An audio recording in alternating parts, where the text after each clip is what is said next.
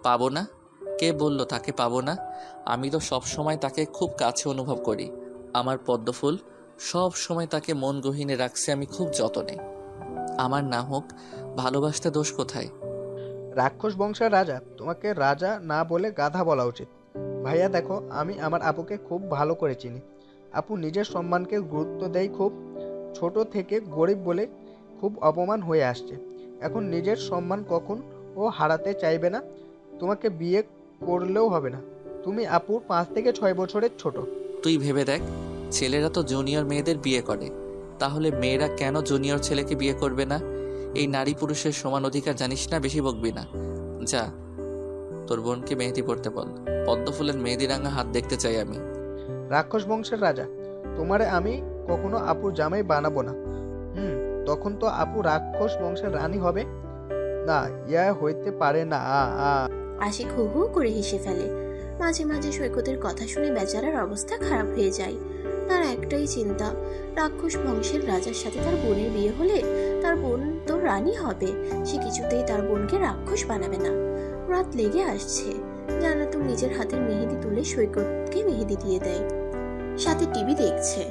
রাক্ষস the mafia gang, সেই গ্যাংয়ের লোগো দিয়ে 15টা লাশ পাওয়া গেছে। 15টা লাশের মধ্যে 10টা পুরুষ, 5টা মহিলা। সবার কপালে ছোট্ট করে রাক্ষস দ্য মাফিয়া গ্যাং লেখা। আবারও কি তাহলে সেই গ্যাং ফিরে আসছে? তাদের গ্যাংয়ের নাম রাক্ষস দ্য মাফিয়া হওয়ার কারণ, তারা রাক্ষসদের মতন শরীরে বিভিন্ন জায়গা চামড়া উঠাইয়া দেয়। নখের হাজার হাজার চিহ্ন দেখা যায় শরীরে। এই 15টা খুন ঠিক একইভাবে করা হয়েছে, কিন্তু রাক্ষসদের মতন এমন চিহ্ন তার কিভাবে করে সেটা এখনো জানা হয়নি। কাল রবিবার, ঈদের দিন। তার ঠিক 7-8 ঘন্টা আগে এমন নিউজ দেখলে কার মাথা ঠিক থাকবে? প্রায় প্রতিটি নিউজ চ্যানেলে একই খবর, রাক্ষস দা মাফিয়া গ্যাং নতুন করে ফিরে আসছে। জান্নাত সৈকতের হাতে মেহেদি দিয়ে দিচ্ছিল, তখন এমন নিউজ থেকে হাত থেকে মেহেদি পড়ে যায়। জান্নাতুল ভীতু কণ্ঠে বলে, বাপরে বাপ, এমন নির্মমভাবে কেউ কাউকে খুন করে? আর এই রাক্ষস দা মাফিয়া গ্যাং নামটা তো আমি প্রথম শুনলাম। উফ, গ্রামে বাস করলে যা হয় আর কি। ভাই, তুই সাবধানে থাকিস। এই রাক্ষসরা আবার তোকে না খেয়ে ফেলে, কারণ তুই তো রাক্ষস আছে বলে বিশ্বাস করিস। আপু, এইভাবে ভয় দেখাস কেন? আ আ আমি রাক্ষস বিশ্বাস করি না। তোর মতো আমি ভীতু না যে মেহেদি দিব না আমি। দেখ, তোর পায়ের কাছে রাক্ষস। সৈকত লাফিয়ে উঠে। বেচারা নিউজ দেখে ভয়ে আছে, তার উপর তার প্রাণ প্রিয় বাদর বোন এমন মজা নিচ্ছে তার থেকে। সৈকত ঠোঁট উল্টাই জান্নাতুলের দিকে তাকিয়ে থাকে। জান্নাতুল সৈকতের চুলগুলো এলোমেলো করে দেয়, তারপর মেহেদি নিয়ে আবারও হাতে পরাতে থাকে। আর সৈকতকে ধীর কণ্ঠে বলে, দেখ, আমরা তো জানি গ্যাংয়ের হয়ে যারা কাজ করে তারা কিন্তু ভালো মানুষকে খুন করে না। আর আমি এখানকার 2টা ছেলেকে চিনি, এরা 1 বছর আগে আমাকে। যাই হোক, গিয়ে দেখ, সবার কিছু না কিছু দোষ আছে, তাই এসব নিয়ে ভাবিস না। কিন্তু ঈদের আগে কতগুলো মায়ের কোল খালি হলো। আমি আশিক ভাইয়াকে আর রাক্ষস বংশের রাজাকে বলবো না। ভাইয়া যদি রাগ করে এদের মতো আমাকে খুন করে, তাহলে আজকেই ভাইয়ার থেকে ক্ষমা চেয়ে নেব। আর কখনো রাক্ষস বংশের রাজা বলবো না। বাবা। সৈকত মনে মনে কথাগুলো ঠিক করে নেয়। সৈকতের মেহেদি দেওয়া শেষ হলে রুমে গিয়ে ফোনটা নিয়ে আশিকের কাছে ফোন দেয়। তারপর ওই পাশ থেকে যা শুনে, তারপর নিজেকে আর ঠিক রাখতে পারে না। হাত থেকে ধরাম করে ফোনটা পড়ে যায়, আর সৈকত সেন্সলেস হয়ে মেঝেতে লুটিয়ে পড়ে। কিছু পড়ার শব্দে জান্নাতুল সহ কয়েকজন দৌড়ে সৈকতের রুমে যায়। গিয়ে দেখে সৈকত সেন্সলেস হয়ে পড়ে আছে। জান্নাতুল ভয়ে ভয়ে বলে, সৈকত, সৈকত ভাই, কি হয়েছে তোর? সৈকত, কথা বল। আপনাকে রাক্ষস বংশের রাজা বিচিয়ে খেয়ে ফেলবে আপু। আমি আমি আর আশিক ভাইয়াকে রাক্ষস বংশের রাজা বলবো না। আপু প্লিজ, তুমি ভাইয়াকে বলে দিও আমাকে যেন না খেয়ে ফেলে। প্লিজ আপু, তুমি ভাইয়াকে বলে দিও। আশিক তখনও লাইনে ছিল। এপাশ থেকে সৈকতের এমন ভীতু কণ্ঠ শুনে হুহা করে হাসতে থাকে। সে তো মজা করে বলছিল যে, আমি রাক্ষস বংশের রাজা, তাই না সৈকত? এবার তোমাকে কে বাঁচায়? ওই 15টা মানুষের মতো করে আমি তোমাকে খুন করব, তখন আর কেউ আমাকে রাক্ষস বংশের রাজা বলতে পারবে না। ফোনের উপাস থেকে হাসির শব্দে জান্নাতুল সৈকতের পড়ে থাকা ফোনটা হাতে নেয়। দেখে আশিক লাইনে আছে। কিছুটা কপট রাগ নিয়ে ফোনটা কানে ধরে। এই ছেলে তোমার সমস্যা কি? সৈকতকে ভয় দেখাও কেন? ও সেন্সলেস হয়ে পড়েছিল। এমনি আমি একটু বলায় ভয়ে কিছু করছি না, আর তুমি ওকে আবার ভয় দেখাতে লাগছো। সব কিছুর লিমিট আছে কিন্তু। পদ্ম ফুলের তো নেই রাগ, তাহলে আমার পদ্ম ফুল এত রাগী কেন? এক পদ্ম ফুল ঝিলে ঠান্ডা হয়, আর আমার পদ্ম ফুল দেখি জ্বলে ওঠে। পদ্ম ফুল, শুনছি আপনি নাকি আমার হবেন। শাট আপ আশিক, আবারও তোমার পাগলামি শুরু করছো? মেজাজ খারাপ করবে না আমার। দিন দিন তুমি বাচ্চা হচ্ছ নাকি? সৈকতের সাথে কথা বলো, ওকে বলে দাও তুমি তখন মজা করছিলে। আশিকের মুখটা চুপসে যায়। সে তার পদ্মফুলকে বোঝাতে চায় সে যা বলে তা বাচ্চামি করে বলে না, সে তো সিরিয়াস ভাবে এসব বলে। কিন্তু তার পদ্মফুল যে তাকে নিতান্ত বাচ্চা ছেলে মনে করে। আশিক সৈকতের সাথে হালকা কথা বলে ফোন রেখে দেয়। তোর মতো মানুষ আমি দেখি নাই। সামান্য কারো কথা শুনে এত ভয় পেয়ে যাবি? এত ভীতু হয়েছিস কিভাবে বলতো? আর আশিক তোর থেকে বড়, ওকে রাক্ষস বংশের রাজা এসব কি বলে ডাকিস? হ্যাঁ, এরপর যেন এসব না শুনি। সরি আপু, এমনটা আর হবে না। দেখি তোর মেহেদি রাঙা হাতের কয়টা পিক তুলি রেখে দেবো আমার কাছে।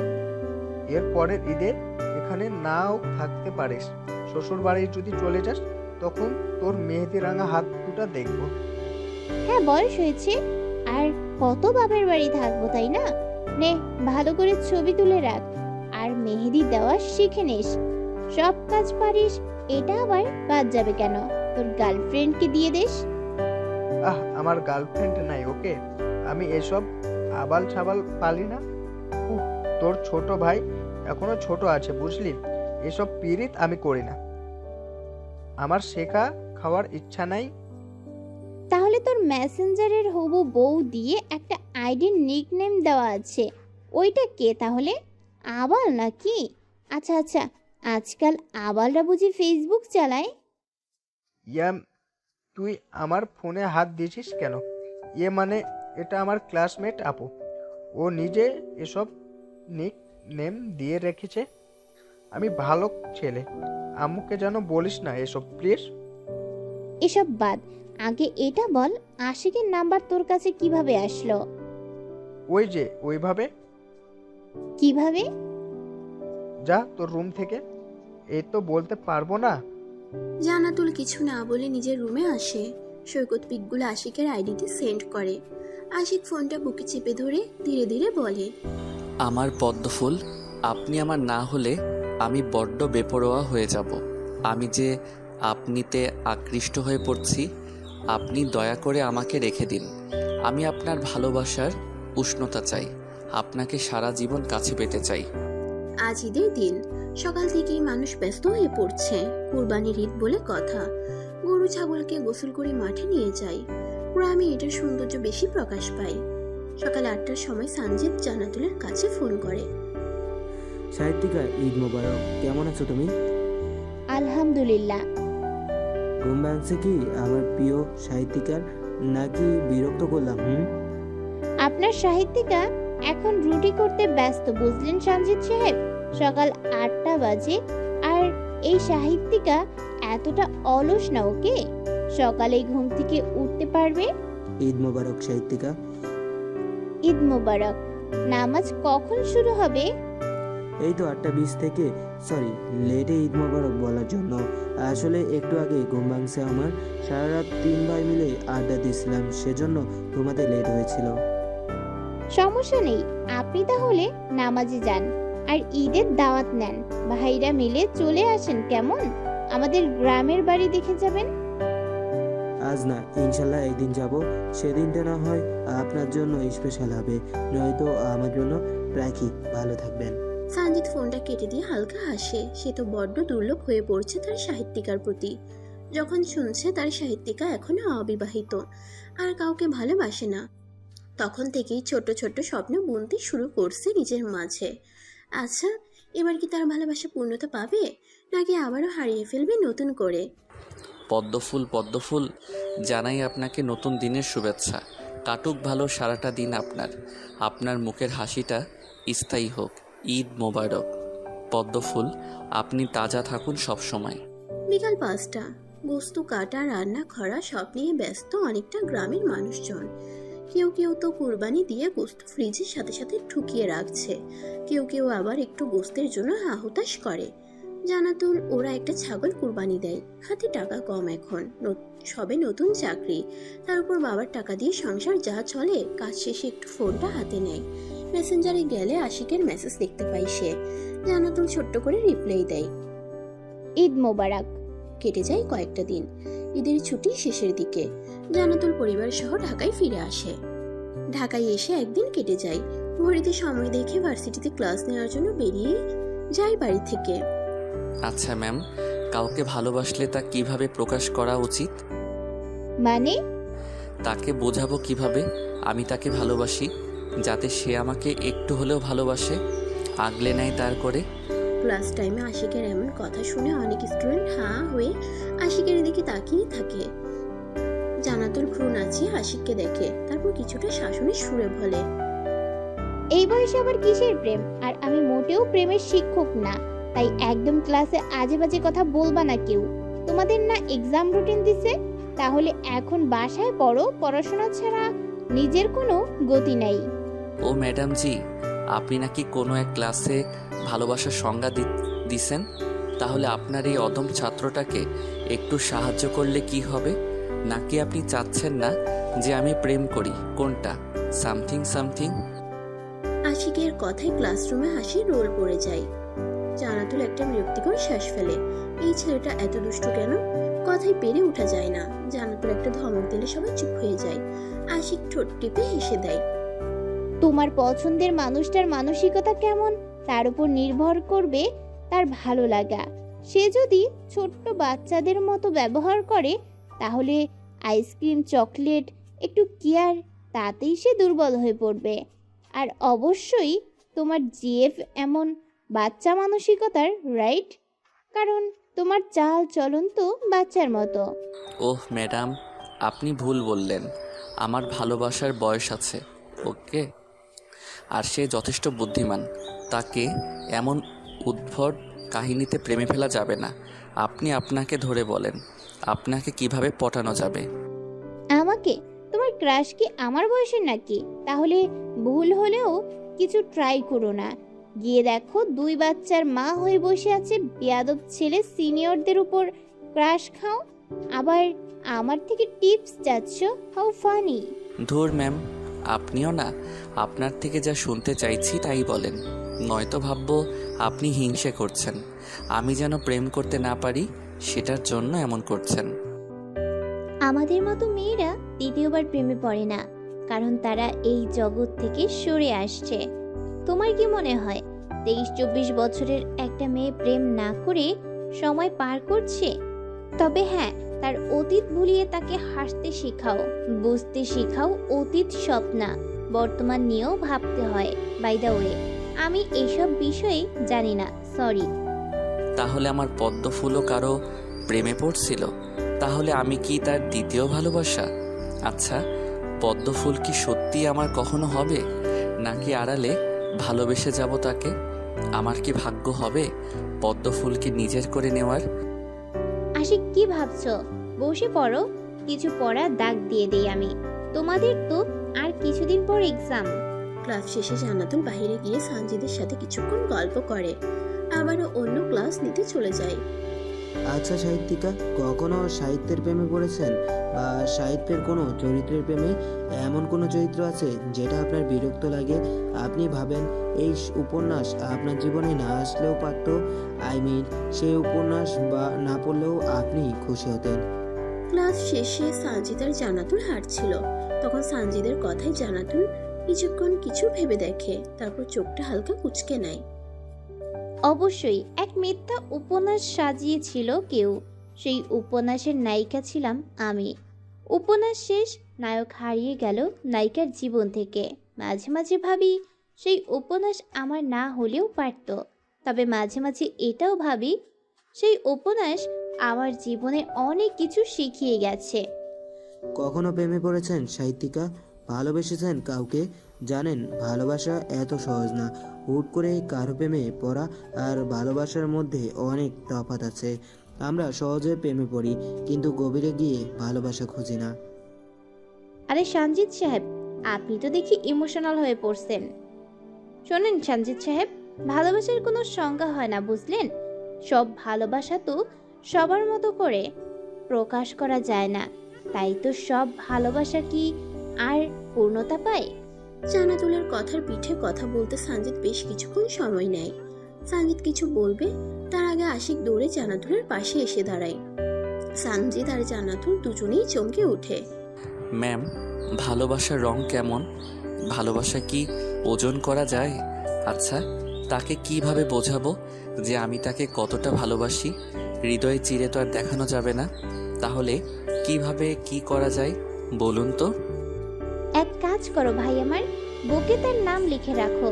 বুক চিরে নাম লিখছিস দেখে সে এমনি উতলা হয়ে পড়বে তোর উপর। সামনে থেকে সরো, অসহ্য পাগলদের মতো কথা বলো কেন? জান্নাতুল রেগে কথাটা বলে। আশিক হালকা হেসে সেখান থেকে চলে যায়।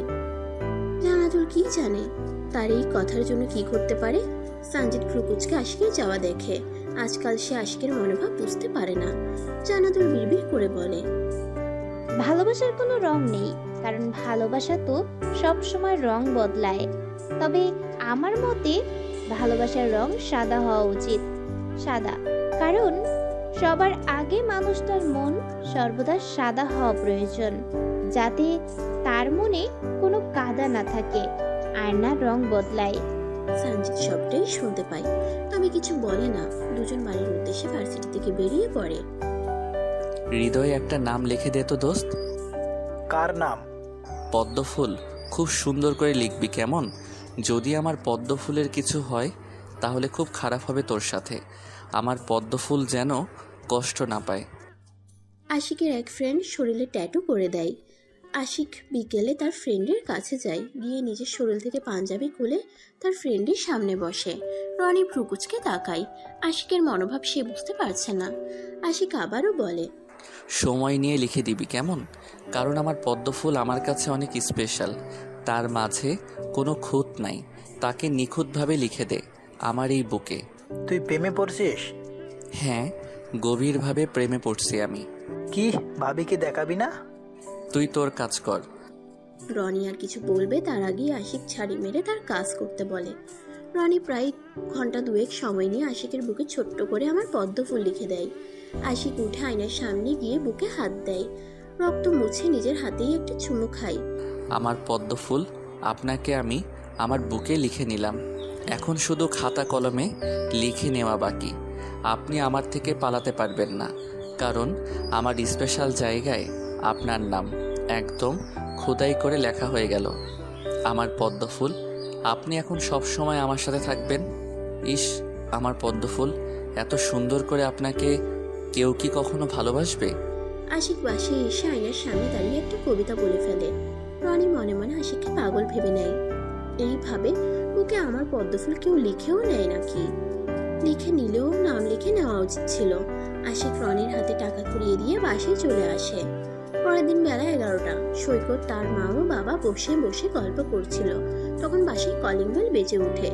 জান্নাতুলের বাবা হামিদ গিয়ে দরজা খুলে দেয়। দেখে একটা ছেলে ব্যাগ নিয়ে দাঁড়িয়ে আছে।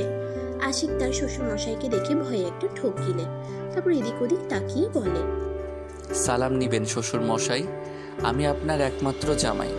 করবেন না অপমান, নয়তো হবে মানহানি আমার। আমি হতে চাই আপনার প্রিয় জামাই। সালাম নিবেন শ্বশুর মশাই। প্রথমে আশিকের কথা শুনে উনি রাগ করলেও পরে আশিকের এমন ছন্দ মাখা কথা শুনে ফিক করে হেসে দেন উনি, কারণ উনি নিজেও যে একজন মজার মানুষ। আশিকও হালকা হেসে ভিতরে আসার অনুমতি দেয়। ও শ্বশুর আব্বা, ভিতরে কি দিবেন আসতে আমাকে? আমি তো আপনার মেয়ে জামাই। জামাইকে বাহিরে দাঁড় করিয়ে রাখতে নেই, এটা কিন্তু ঘোর অন্যায়। জামাই কিন্তু রাগ করবে এবার। ভিতরে প্রবেশ করতে পারেন নাতি নাতনির বাপ। আপনার অপেক্ষায় প্রহর গুনছিলাম এত রাত। আসলেন তবে আপনি এবার? আসুন আসুন, ভিতরে আসুন। আপনি আমার বড় মেহমান, আপনি ছাড়া আমরা বড় অসহায়। লে হালুয়া, এখানে দেখি আমার শ্বশুর আব্বা আমার মতো মজা করতে লাগছে। ভিতরে নিয়ে গিয়ে পাছাই বাড়ি দিবে না তো? আশিক, তুই রং টাইমে আসছিস, এখানে বস। আরে জামাই বাবাজি, একমাত্র জামাইয়ের পা ছাই কি আমি বাড়ি মারতে পারি? ভিতরে আসুন আপনি। আপনার জন্য অপেক্ষায় প্রহর গুনছিল আপনার পদ্মফুলের আম্মা যান। আসুন, আপনাকে মারবো না আমি। আমি আপনার মতো ভালো শ্বশুর আব্বা। সালাম নিবেন আমার পদ্মফুলের আম্মু। আপনার জামাই আমার মতো একটা মেয়ে জামাই আশা করে। আপনার জামাইকে কি খাইয়ে মানুষ করেছেন শাশুড়ি মা? দারুণ মানুষ দেখি, মনে হয় আমার শ্বশুর হবেন, সেজন্য আমার মতো হয়েছেন উনি। চুপ করবা তুমি? এই লজ্জা করে না এসব বলতে? কি ছেলে তুমি, বাপরে! মেয়ের সামনে, মেয়ের বাবার সামনে দাঁড়িয়ে এসব বলছো? মাথায় আসে না একবারও? তোমার প্রাণপ্রিয় পদ্মফুলের বাবা তোমাকে এই মুহূর্তে বাড়ি থেকে বের করে দিতে পারে। না শাশুড়ি মা, এই ভয় আমার নেই, কারণ শ্বশুর আব্বা বলছেন উনি আমাকে নাতি নাতনির বাবা বানাবেন। তো তার জন্য আমার পদ্মফুলকে বিয়ে করতে হবে। আর এর মানে এটাই যে আমার পদ্মফুলের বাবা আমাকে জামাই হিসেবে মেনে নিছে। আশিক, বসো। আমি তোমার ব্যাপারে শুনছি বাবা, কিন্তু তুমি জেনে বুঝে ভুল পথে হাঁটতে আসছো কেন? তুমি জানোই তোমার থেকে জান্নাতুলের বয়স বেশি। আর আসল কথা, তোমার পদ্মফুল এখন তোমার শিক্ষক হন। বেয়াদবি মাফ করবেন শ্বশুর আব্বা, আপনার মেয়েকে আমি অজান্তে ভালোবেসে ফেলেছি। আপনার মেয়েকে আমার ভালো লাগে নাই, বরং ওনাকে না দেখলে আমার রাতটা না ঘুমিয়ে কাটে। আপনার মেয়ে আমার সিনিয়র, তবে ভুলে যাবেন না আমাদের প্রিয় নবী সাল্লাল্লাহু আলাইহি ওয়াসাল্লাম তিনিও বয়সের বড় মেয়েকে বিয়ে করছিলেন। তুমি সেই বিষয়ে এখানে তুলে পাপ করো না। তুমি কি নবীর মতো হতে পারবা? তাই আমাদের কথায় কথায় ওনার সাথে নিজের তুলনা দেওয়া উচিত হবে না। তুমি আসছো, খাওয়া দাওয়া করে চলে যাবা, বেশ। ভালো শ্বশুর থেকে দেখি দজ্জাল শ্বশুর হয়ে যাচ্ছেন। ইহা আমি মানতে পারছি না শ্বশুর আব্বা, মাফ করবেন। আর এটা নেন, হবু বউয়ের বাড়িতে একটু মাংস দিতে হয়। হ্যাঁ, ভুলেও ভাববেন না দয়া করছি, আমার লজ্জা করে। শ্বশুর বাড়ি মাংস না দিলে তো খারাপ দেখাবে। আল্লাহ, এসব কি আশিক? বাবা, তুমি কি বড় হবে না? এসব কেন আনছো? যাও এখনই এইসব নিয়ে বাসায় যাও। তোমাকে না এখানে আসতে বারণ করছি, আর কখনো এখানে আসবে না। আশিক আর কিছু বলে না। এখন এতটা এদের রাগিয়ে দেওয়া উচিত হবে না, সেজন্য সালাম দিয়ে বাড়ি থেকে বেরিয়ে পড়ে। আশিকের এমন ভদ্রতায় কিছুটাই অবাক হয় হামিদ ইসলাম, তবে বিড়বিড় করে পাগল বলে নিজের রুমে যায়। আমার পদ্মফুল সারা রাত রক্তক্ষরণ হয়েছে আমার বুকে, আজ আপনি আবার নতুন করে আঘাত করলেন। এ তো বড্ড অন্যায় পদ্মফুল, এই বুকে যে তীব্র ব্যথা। দুপুর 3টা, জানাতো বাসে যাওয়ার জন্য গেট দিয়ে বের হচ্ছিল, তখন আশিকের সামনে পড়ে যায় সে। আর তাড়াহুড়ো করতে গিয়ে জানাতুলের মাথাটা গিয়ে আশিকের বুকে বাড়ি খায়। আশিক হালকা চিল্লিয়ে উঠে। কালকে ট্যাটু করেছে, সেটার ব্যথা এখনো আছে, আর হালকা তো এখন রক্ত বের হচ্ছে। জান্নাতুল নিজেকে ঠিক করে বলে, সরি আশিক, তোমার পাঞ্জাবিতে রক্ত কেন? দেখি এইদিকে আসো। সামান্য মাথা লাগার জন্য কি বুক থেকে রক্ত বের হবে? আমার মাথায় তো আর শিং নাই যে গুঁতো লাগবে। শিং না থাকলেও তো কি হয়েছে, কথার ধার আছে তো, সেটাই আমার হৃদয়ে রক্তক্ষরণ করতে পারবে। আচ্ছা ম্যাম, বুকে তো নাম লিখলাম, এবার তাকে দেখাবো কিভাবে?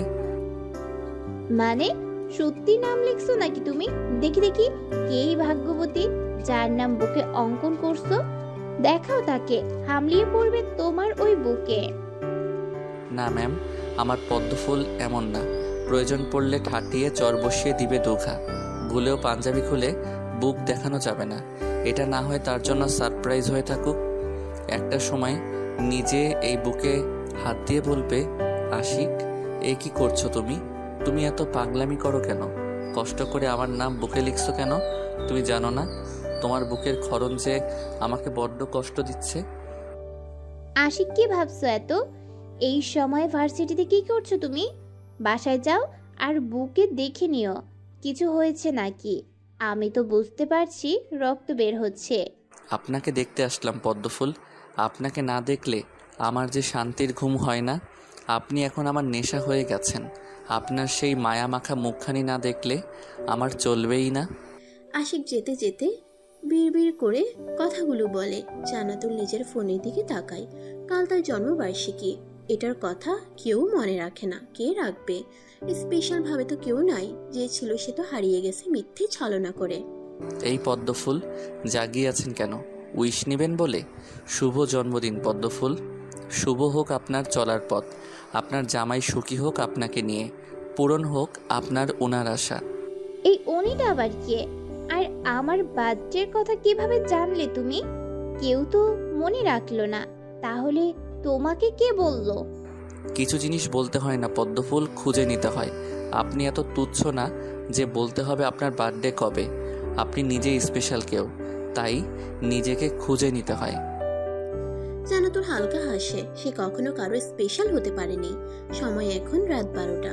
সেই কখন থেকে রাবেয়া ইসলামী দরজায় নক করছে, কিন্তু কোনো হদিস নাই। জান্নাতুল এবার বুঝতে পেরে উঠে গিয়ে দরজা খুলে দেয়। আম্মু তুমি এত রাতে, কিছু হয়েছে কি? বাবা ঠিক আছে তো নাকি? হ্যাঁ ঠিক আছে। শুভ জন্মদিন মা। আজ তুই 28 বছর পূর্ণ হলে 28-এ পা দিলি। জীবনে চলার পথ সহজ ছিল না, সব সময় এইভাবে লড়াই করে যাবি। তোকে দেওয়ার মতো কিছু নেই আমার কাছে। দোয়া করি সব সময় সুখী হবি তুই। রাতে আসলাম বলতে না হয় ভাবি মা মনে রাখে নাই মেয়ের জন্মদিনের কথা। তোর বাবার তরফ থেকে ভালোবাসা নিস। ধন্যবাদ আম্মু, লাভ ইউ। যাও এখন গিয়ে ঘুমিয়ে পড়ো। আর এইসব জন্মদিন আমার জন্য না, আমার বয়সে কম না। এই বয়সে এসব করলে মানুষ হাসবে। রাবেয়া নিজের মেয়ের মাথায় হাত বুলিয়ে দেয়, তারপর জান্নাতুলের রুম থেকে চলে যায়। জান্নাতুল ভাবতে থাকে আশিককে কে বলল আজ তার বার্থডে। বেশি না ভেবে রাত হয়েছে দেখে ঘুমিয়ে পড়ে। নতুন করে ভোরের আলো ফোটে। এক কিশোরী 28-এ পা দিল, কিন্তু এখনো বিয়ে হচ্ছে না দেখে চারপাশ থেকে নানা রকম কথা ভেসে আসতে থাকে। মা তোর জন্য ছেলে দেখবো। জান্নাতুল মায়ের কথায় বিরক্ত হয়ে বলে, দেখো আম্মু, অন্যের কথায় কান দিও না প্লিজ। আর এখানে কজন আমাদের চিনে, তাই প্লিজ চুপচাপ থাকো। আমি বিয়ে না করে এখানে যদি সারা জীবন থাকি তাতে তোমার কোনো সমস্যা আছে নাকি? আমি তোকে সেটা বলি নাই মা, আমি বলছি বয়স হয়েছে তোর। বেশি বয়স হলে দেখবি আবার বাচ্চা হবে না। জানিস না তো আর একটা বাচ্চার জন্য মানুষ কত হা উতাস করে। আর এখন চাকরি করিস তুই, অনেক ঘর আসছে নাকি। তোর মামি আমাকে বলল ওরা নাকি আজ একটা সম্বন্ধ নিয়ে আসবে। জানতাম এখন আত্মীয়তা বাড়বে। এখন যে জব করি এর আগে তো কখনো খোঁজ নেওয়ার প্রয়োজন মনে করো নাই। তা তোমার ভাই বউ এখন ভালো হলো নাকি? আগে তো আমাকে দেখলে নাক ছিটকানো শুরু করতো। এসব বলতে নেই মা, তোর মামি হয়। সবার মামি কি ভালো হয় বল? আমি কি করব সেটা বল। বিয়ের জন্য তো প্রস্তাব নিয়ে আসবে। আজকেই বাসা থেকে তাড়িয়ে দিবা, কিভাবে দিবা জানি না আমি। আর বললাম মেয়ে এখন বিয়ে বসবে না। যদি জেদ ধরে তাহলে বলবে মেয়ে কখনো মা হতে পারবে না। সো তারা এমনি থেকেই বিয়ে ভেঙে দিবে। চাকরি পেলাম 1 বছর যাক, তারপর না হয় বিয়ে করব। আমি যে কি জন্ম দিয়েছি এখন নিজেই বুঝি না। আশিক ঠিকই বলে, এক একটা জেদের রানী হয়ে বসে আছে। আশিক মানে? আরে না কিছু না, যা আজকে আমি রান্না করি। কত বছর থেকে রান্না করি নাই যে নিজে ও জানি না। তোরা ভাই বোন আমাকে তো রান্না করতে দাস না। করো, তোমার ভাইয়ের বউকে রান্না করে খাওয়ানোর ইচ্ছে আমার নাই। আর খাও তোমরা, আমি আজ বাসায় লেট করে আসবো। জান্নাতুল রেডি হয়ে এখনই বের হয়। তার মামি যে কোনো সময়ে আসবে সেটা তার জানা আছে, তাই সকাল সকাল বাড়ি থেকে বেরিয়ে পড়ে। তারপর আশেপাশে একটু ঘোরাঘুরি করে ভার্সিটি টাইমে ভার্সিটিতে যায়। পদ্মফুল সাদা হয় না কেন? আমাকে বলছো? জান্নাতুল রিকশায় উঠে সৈকতের কাছে যাওয়ার জন্য ভেবে নেয় এখন সে বাসায় যাবে না। হুট করে আশিক রিকশায় উঠে পড়ে কথাটা বলে, পদ্মফুল ছাড়া এখানে কেউ আছে নাকি? পদ্মফুল আপনি দয়া করে চোখ দুটো বন্ধ করুন প্লিজ। আপনার চোখে মায়া আছে, তীব্র একটা আকর্ষণ যা সহ্য করার ক্ষমতা আমার নাই। শুরু হয়েছে আর রিকশা নেই? এখানে কি করছো? নামো রিকশা থেকে। মামা রিকশা দাঁড় করান তো। আশিক নামো, আমি সৈকতের কাছে যাচ্ছি, সরো। আজব তো, স্টুডেন্টকে হেল্প করবেন না? আপনার স্টুডেন্ট বিপদে পড়ছে, একটু হেল্প করেন। বাংলা বিষয়ে একটু ঝামেলা হয়েছে, একটু বুঝিয়ে দিবেন প্লিজ। আশিক মুখটা ইনোসেন্ট বানিয়ে কথাটা বলে। জান্নাতুল ভাবে সত্যি বলছে, সেজন্য কিছু বলে না। আর একটা রেস্টুরেন্টে গিয়ে আশিক বসে পড়ে। জান্নাতুল বিরক্ত নিয়ে বসে। তারপর আশিক বই বের করলে হালকা এটা সেটা বুঝিয়ে দেয়। আমার পদ্ম ফুলের সুবাস এত সুন্দর কেন? পদ্ম ফুল কি মাখেন শরীরে? আপনার শরীরের ঘ্রাণ আমার বড্ড প্রিয়। মাঝে মাঝে মন চায় আপনার শরীরে মুখ গুজিয়ে রাখি। জান্নাতুল মাত্র মুখে কফি উঠায়। আশিকের এমন কথায় মুখ থেকে কফি বেরিয়ে আশিকের পাঞ্জাবিতে পড়ে। জান্নাতুল কাঁচতে থাকে। মন চাচ্ছে আশিককে কাঁচা চিবিয়ে খেতে, নয়তো ঠাটিয়ে দুটো চর বসাতে। আশিক মুখটা ছোট করে পাঞ্জাবিতে হাত দেয়, তারপর হালকা সুরে বলে, পদ্ম ফুল, আপনার এটা উচিত হয়নি। উচিত ছিল বমি করে আমার পাঞ্জাবি মেখে দেওয়া। আমি আপনার মাথায় হাত বুলিয়ে দিয়ে বলতাম, আমার পদ্ম ফুল, সুখবর আছে তাহলে? ইস, আমি বাবা হব আর আপনি মা হবেন পদ্ম ফুল। উফ, তা না করে কফি ফেলাই দিলেন। ইহা কি মানতে পারি আমি? আশিক ভাই, তোর দুটো পায়ে পড়ি আমি। এবার চুপ যা ভাই। তোকে কে জন্ম দিছে বাপ আমার? এসব অসভ্য কথা কই শিখছিস? আল্লাহ আমাকে রক্ষা করো। এই বিয়াদব যেন আমার থেকে 100 হাত দূরে থাকে সব সময়। ছি জি পদ্মফুল, ছি। যাকে জামাই বানাবেন তাকে বাপ বলতে নেই। এখনই বাপ বলা উঠিয়ে নেন। ইহা অনেক বড় পাপ করে ফেলছেন। ভাই না হয় ঠিক ছিল, তাই বলে বাপ? আল্লাহ আমার পদ্মফুলকে মাফ করে দিয়েন। আশিক, মায়ের দিব কিন্তু এবার। ফাজলামি রাখো। তুমি না কাউকে ভালোবাসো? দোয়া করি সে যেন কখনো তোমার না হয়। তোমার এমন বিয়াদব ছেলে ভালোবাসা পাওয়ার যোগ্য না। আশিক হুট করে কেঁদে উঠে। জান্নাতুল ভরকে যায়। পায়ের কাছে তাকিয়ে দেখে আশিক তার পা ধরে বসে পড়েছে। মানুষ তাকিয়ে আছে সেই দিকে। হুট করে আশিকের কি হলো জান্নাতুল বুঝতে পারে না। আশিক পা ধরে বলে, প্লিজ পদ্মফুল, আপনার থেকে আমি 100 হাত দূরে থাকব। তবু আপনি আমার অভিশাপ তুলে নেন। আমি যাকে ভালোবাসি তাকে না পেলে আমার বাবা মা তাদের সন্তান হারিয়ে ফেলবে। নিজেকে শেষ করে দিব আমি। আমি আর আপনার সাথে ফাইজলামি করব না। তবু প্লিজ দোয়া করে দেন, আমি যাকে ভালোবাসি সে যেন আজীবনের জন্য আমার হয়। আশিক, পা ছাড়ো। আমি মজা করে বলছি। মানুষ দেখছে কি করছো তুমি। না, আগে আপনি আপনার অভিশাপ তুলে নেন, নয়তো আমি পা ছাড়ব না কিছুতেই। আচ্ছা আচ্ছা আশিক, আমি আমার অভিশাপ তুলে নিলাম আর দোয়া করে দিলাম তুমি যাকে ভালোবাসো তাকেই যেন নিজের করে পাও, আর খুব সুন্দর করে একটা জীবন উপহার পাও, 4 বাচ্চার বাপ হও। জান্নাতুল কথাগুলো বলে হেসে উঠে। আশিকের ভয় দেখে তার বড্ড হাসি পাচ্ছে। আশিক পা ছেড়ে উঠে পড়ে। এখন তার ভালো লাগছে। তার পদ্মফুল নিজেই তাকে দোয়া দিচ্ছে। সে নিশ্চয়ই এবার 4 বাচ্চার বাপ হয়ে ছাড়বে। আশিক নিজের বুকে হাত দিয়ে বলে, বাহ আশিক বাহ, তোর পদ্ম ফুল না চাইতেও নিজের জামাইকে দোয়া করে দিচ্ছে। এবার তোকে 4 বাচ্চার বাবা হওয়া থেকে কেউ রক্ষা করতে পারবে না। পদ্ম ফুল, 4 বাচ্চার মা হওয়ার জন্য তৈরি থেকো। আশিক বিড়বিড় না করে যাও এখান থেকে। এখানেই সন্ধ্যা লেগে গেল। সৈকতের কাছে যাব আমি একটু। চলেন, আমি এগিয়ে দিয়ে আসি। আর ফাইজলামি করব না ম্যাম। ম্যাম হচ্ছে বউ, থুকু কইতাম না যাক। আশিকের সাথে জান্নাতুল সৈকতের কাছে যায়। জান্নাতুল এখনো জানে না সৈকত আশিকদের দোকানে কাজ করে। হুট করে জান্নাতুলের নাক ফুলের কথাটা মনে হয়। আশিকের দিকে তাকিয়ে ঠিক কণ্ঠে বলে, আশিক। ইস, এইভাবে কেউ ডাকে নাকি? মনে হলো আমার বউ ডাকে। আশিক, কই গো তুমি? চুপ পাগল ছেলে একটা। তুমি আমাকে মিথ্যা বলছিস কেন? এটা তো সাধারণ একটা নাকফুল না, ডায়মন্ডের নাকফুল। আমি তোমার শিক্ষক ছাড়া আর কেউ হই না। তাহলে এই নাকফুল দেওয়ার মানে কি? আমার টাকা বেশি হয়েছিল তো কাউকে দেওয়ার মতো পাচ্ছিলাম না, তাই মন চাইছে আপনাকে দিয়ে দিছি। যদি ভালো না লাগে তাহলে খুলে ফেলে দিয়েন। তুমি রাগ দেখাচ্ছ কেন?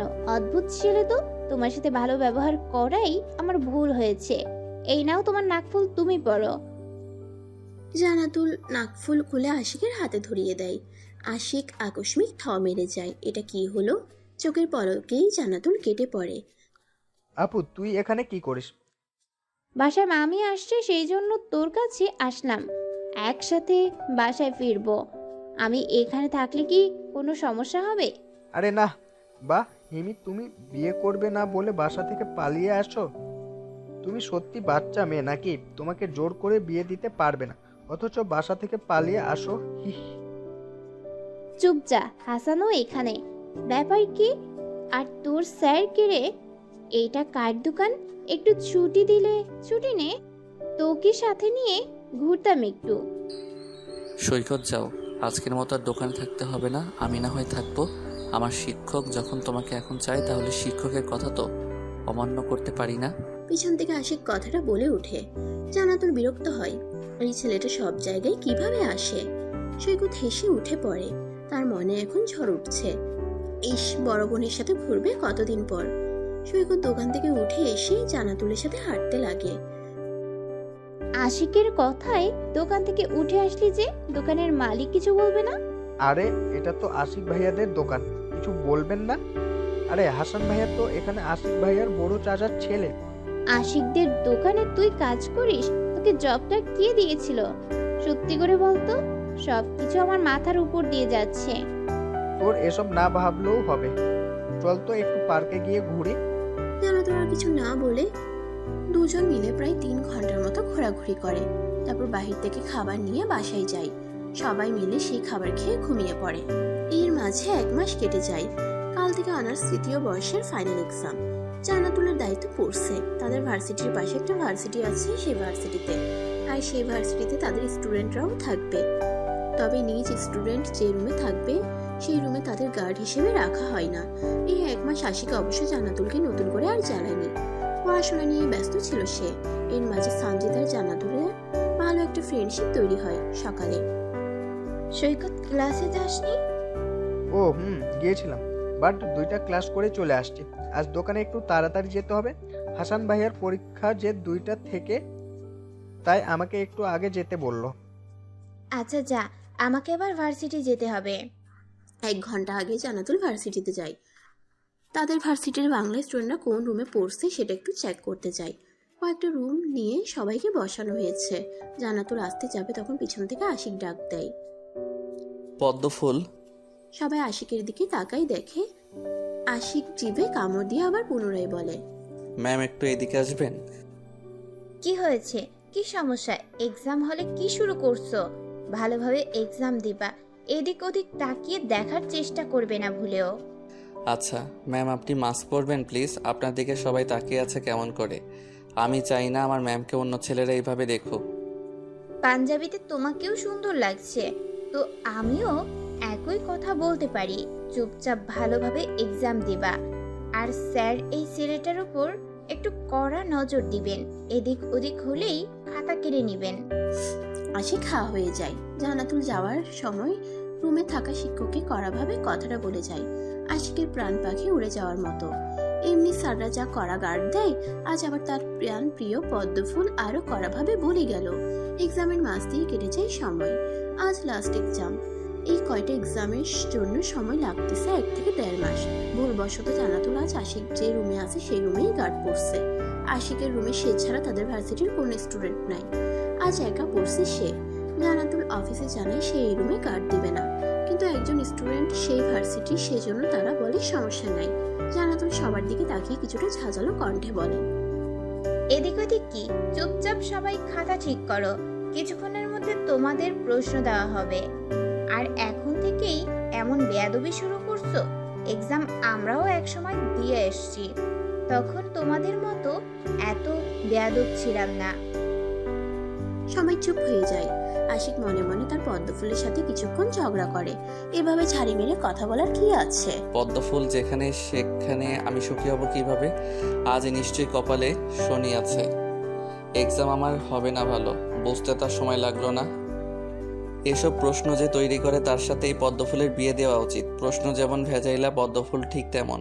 না নাচি, এসব কি বলি? পদ্মফুল তো শুধু আমার আর কারো না। হুট করে আশিক তাকিয়ে দেখে তার খাতা নেই। মাথা তুলে দেখে জান্নাতুল হাতে খাতা নিয়ে দাঁড়িয়ে আছে। আশিক ভয়ে ঢোক গিলে, তাহলে তার কি আর এক্সাম দেওয়া হবে না? ম্যাম, তোমাকে কতক্ষণ থেকে কিছু বলছি, কথা কানে যায় না? কি বিড়বিড় করছো এতক্ষণ থেকে? তোমার জন্য অন্যের এক্সাম দিতে সমস্যা হচ্ছে। ঠিকভাবে এক্সাম দিবা নাকি খাতা নিয়ে লাল কলমের দাগ ফেলাবো? সরি ম্যাম, আর এমন হবে না, তাও আমার ফিউচার বউয়ের সম্মান নষ্ট করবেন না। আমার বউকে সবাই কথা শোনাবে আর বলবে, কি রে, শেষে তোর জামাই ফেল করা স্টুডেন্ট। এক্সাম হলেও ফাইজলামি, আর একবার এমন দেখলে বের করে দেব রুম থেকে। এক্সাম প্রায় শেষের দিকে জানাতুল একবার আশিকের দিকে তাকিয়ে দেখে ছেলেটা কিছু একটা নিয়ে গালে হাত দিয়ে ভাবতেছে। জানাতুল ধীর পায়ে আশিকের দিকে আসে, ধীর কণ্ঠে বলে, কোনো সমস্যা? বাট আপনি তো কথা বলতে বারণ করছেন, সেজন্য স্যারকে ডাকতে পারি নাই। আর আপনি এখান থেকে যান ম্যাম, অন্য স্যাররা ভাবে আমি আপনার থেকে শিখে নিচ্ছি। জানাতুল হালকা হেসে সেখান থেকে সরে আসে আর অন্য একজন টিচারকে দিয়ে পাঠায়। আশিক প্রশ্নটা বুঝে নিয়ে লিখতে শুরু করে। যাক, এবার কয়টা মাস শান্তি পাবো, আমাকে আর কেউ জ্বালাবে না। তোমার এক্সাম শেষ, আর ভার্সিটিতে আসবা না এখন, শান্তি পাবো আমি। আশিক গাড়ির জন্য ওয়েট করছিল, তখন জান্নাতুল তাকে উদ্দেশ্য করে বলে। আশিক হালকা হাসে, তার থেকে নিস্তার পাওয়া কি এত সহজ? সমস্যা নেই, কয়টা দিন শান্তি করুন। এই কয়টা দিন না হয় ওম আমার শ্বশুর শাশুড়িকে জ্বালিয়ে আসি, আপনি সুখ করুন। দেখা গেল বিয়ের পর জামাইয়ের অত্যাচার সহ্য না করতে পেরে পালিয়ে গেলেন। আমার একটা ছোট বোন থাকলে তোমার সাথে বিয়ে দিতাম। দুঃখ আমার যে আমার কোনো ছোট বোন নাই, ওরা কপাল আমার। না হয় দেখতাম তুমি কত ভালোবাসো তোমার বউকে। তাতে কি সমস্যা? আপনি তো আছেন, আপনি বিয়ে করে দেখেন। আমি কিন্তু জামাই হিসেবে খারাপ না, বিশ্বাস না হলে বিয়ে করে 2 মাস দেখতে পারেন। সম্ভব হলে ট্রাই করতাম, দেখতাম আমাদের আশিক কেমন বউ পাগল, কতটা আগলিয়ে রাখি। তা তোমার জিএফ এর খবর কি, কতদূর এগুলো? জিএফকে পটাতে পারি নাই, তবে জিএফ এর মা বাবাকে পটাতে লাগছি। দেখি আর বেশি দিন কষ্ট করতে হবে না, কয়দিন পর শ্বশুর শাশুড়ি নিজেই বিয়ের প্রস্তাব দিবে। জান্নাতুল হা হয়ে যায় আর অবাক কণ্ঠে বলে, কি ছেলে মাইরি, মেয়েকে না পটিয়ে মেয়ের মা বাবাকে পটিয়ে ফেলছে। এমন ছেলে কয়জনের কপালে থাকে? এই ছেলে তো পাগল না, ভয়ঙ্কর পাগল। এর ধারে কাছে আসা যাবে না। দেখা গেল সিনিয়র মানবে না, কোনোদিন জানি বলে বসবে। আমার পদ্ম ফুল, আপনি বড্ড বোকা। আমি তো আপনাকেই ভালোবাসি, আর আপনার মা বাবাকেই পটিয়ে নিচ্ছি।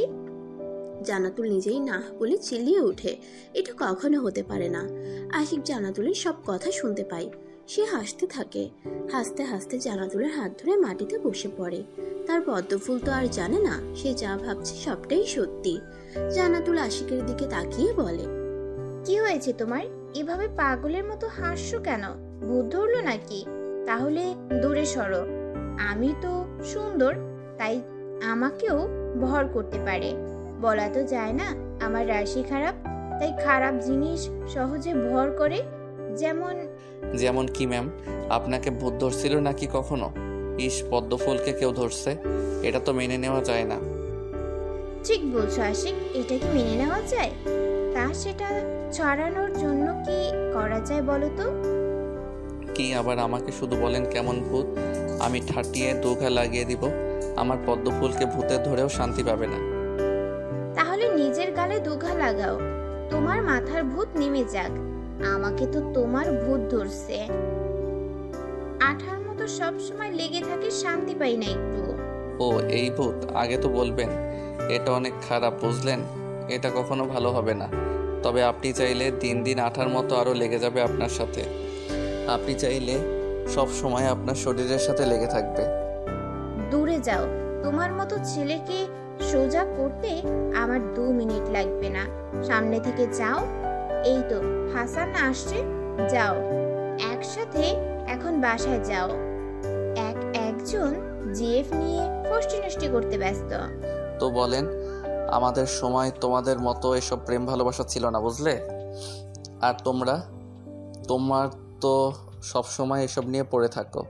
বলি কি, একটু ভালো হও, এসব কাজ থেকে বিরতি থাকো। আশিক দাঁত কেলিয়ে কথাটা বলে।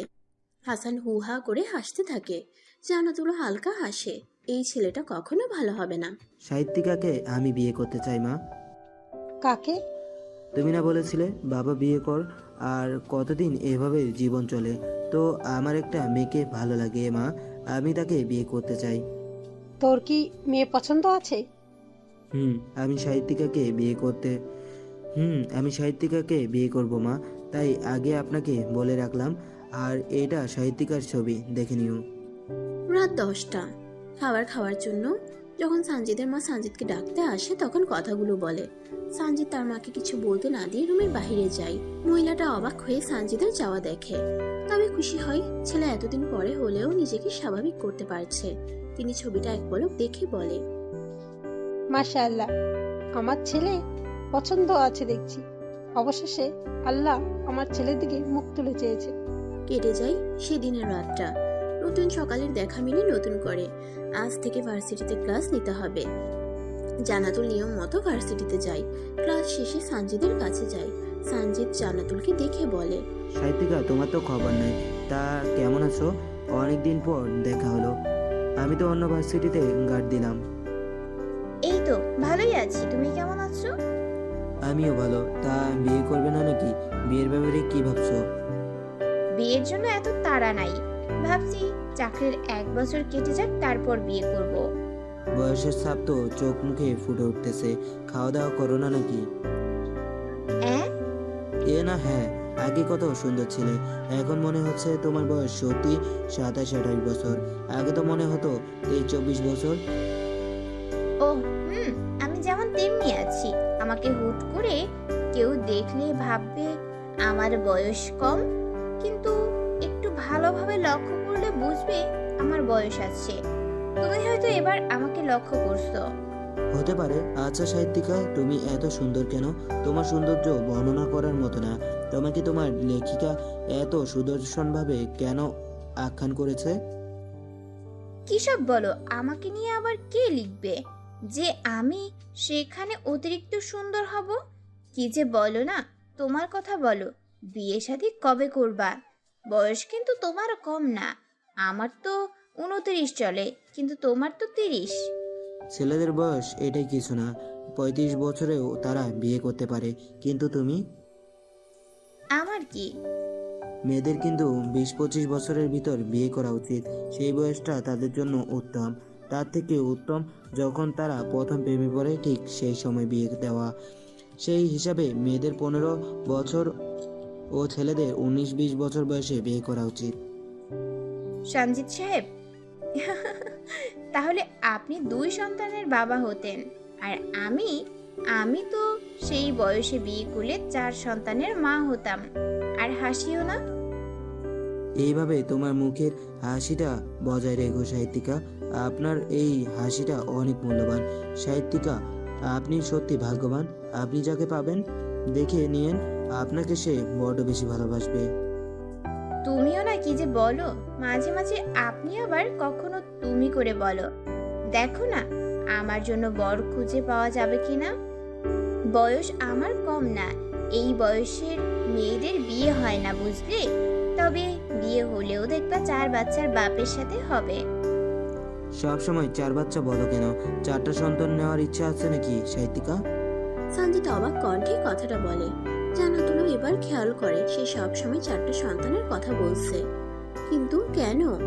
1 বাচ্চার বা 2 বাচ্চার বাবা হতে পারে। তাছাড়া আজকালকে 4টা সন্তান নেয়, কেউ তো একটা নিয়ে আর নেয় না। জান্নাতুল মুখটা ইনোসেন্ট বানিয়ে বলে, জানি না, মনে হয় 4 বাচ্চার মা হব আমি। কেমন জানি 4 বাচ্চার মুখ আসে সব সময়। বুঝি না এমন হয় কেন। যাই হোক, বললে না যে কবে বিয়ে করছো? যখন বিয়ের কথা উঠবে তখন সবার আগে তুমি জানবে সাহিত্যিকা। আজ তাহলে বাসায় যাও, সাবধানে থাকবে সাহিত্যিকা। যাক, কারো কাছে তো স্পেশাল হলাম, একটু ভাব নিতে হয়, কি বলো? তোমার বিয়ের কথাটা আমি আগে জানবো সঞ্জিত সাহেব। আপনার সাহেবা না জানি হিংসে করে আমাকে, কারণ তার আগে তার বিয়ের খোঁজ আমি জানি। তুমি কবে বিয়ে করছো সাহিত্যিকা? এই তো যেদিন আমার বিয়ের ফুল ফুটবে। আমার না বড্ড হিংসে হয় জানো। আমার খুব ইচ্ছে ছিল বিয়ে করব, সুন্দর একটা সংসার হবে, আমার একটা বাচ্চা হবে, আমি আমার সন্তান আর আমার হাজবেন্ড মিলে অনেক ঘুরবো। কিন্তু সেই ভাগ্য আমার হয়নি, টাকার কাছে হেরে গেলাম। তোমার বিয়ে করার খুব ইচ্ছে নাকি? তো বিয়ে করো নাই কেন এতদিন? হ্যাঁ, আমার খুব ইচ্ছে ছিল ইন্টার শেষ করেই বিয়ে করব, যাতে আমার প্রথম ভালোবাসা আমার জামাই হয়। দ্বিতীয়বার কাউকে ভালোবাসতে পারবো না সেই জন্য। তবে বিয়ে হতো, ঠিকই হতো, কিন্তু তার পরিবার আমাকে গ্রহণ করে নাই। আমার টাকা ছিল না। ভালোবাসতে কাউকে? কি মনে হয় তোমার আমার বয়স কত জানো? 29 চলে। তো এই বয়সে কাউকে ভালো না বেসে থাকা যায়? ভালোবাসতাম কি? এখনো তাকে ভালোবাসি। আমার প্রথম ভালোবাসা সে। ভালোবাসা তো তার থেকেই শেখা আমার। আচ্ছা, তো তোমার কি বিয়ে করার ইচ্ছে নেই তাহলে? কারণ ভালো তো এখনো বাসো তাহলে। সে তো বিয়ে করছে, সংসার করছে, একটা সন্তানের বাবাও হয়েছে।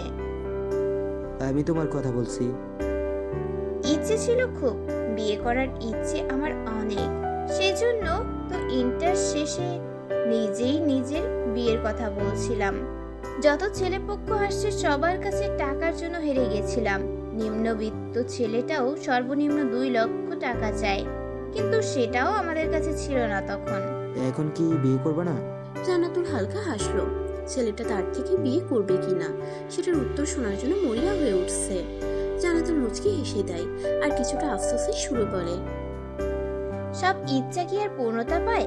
তাকে হারিয়ে ফেলার পর ভেবেছিলাম কখনো বিয়ে করব না, কিন্তু ইচ্ছে হয়তো আমার পূর্ণ হবে না।